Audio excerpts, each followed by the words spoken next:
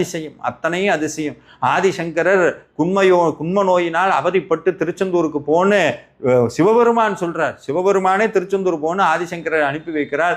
ஆதிசங்கரர் வருகிறார், முருகப்பெருமானை மனமுருகி பாடுகிறார். சுப்பிரமணிய புஜங்கம்னு அற்புதமான ஒரு பதிகம் இருக்கிறார். அது எப்படி தமிழ்ல திருப்புகள்லாம் இருக்கிறதோ அதே அளவுக்கு ஆற்றல் மிக்க சக்தி வாய்ந்த பதிகம் தான் சுப்பிரமணிய புஜங்கம். அந்த சுப்பிரமணிய புஜங்கத்துல முருகப்பெருமான் அவருக்கு பன்னீர் இலையில விபூதி கொடுத்திருக்கிறார்.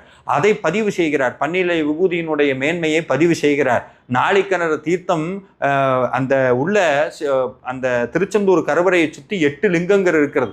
அந்த 8 லிங்கத்தையும் முருகப்பெருமான் பூஜை பண்ணியிருக்கிறார். பின்னாடி பஞ்சலிங்கம் இருக்கிறது. இந்த சிவபூஜைக்காக முருகப்பெருமானுடைய ஞான வேலினால் உருவாக்கப்பட்டது தான் அந்த நாளிக்கிணறு. இன்னைக்கும் கடல்ல இருந்து ரொம்ப பக்கம்தான் இருக்கு. அந்த தண்ணி இனிக்கும். கடலுக்கு பக்கத்துல இருக்க தண்ணி கற்கண்டு மாதிரி இனிக்கும். அப்பேற்பட்ட அந்த நாளிக்கிணறு தீர்த்தங்கிறது தீர்க்கக்கூடிய முடியாத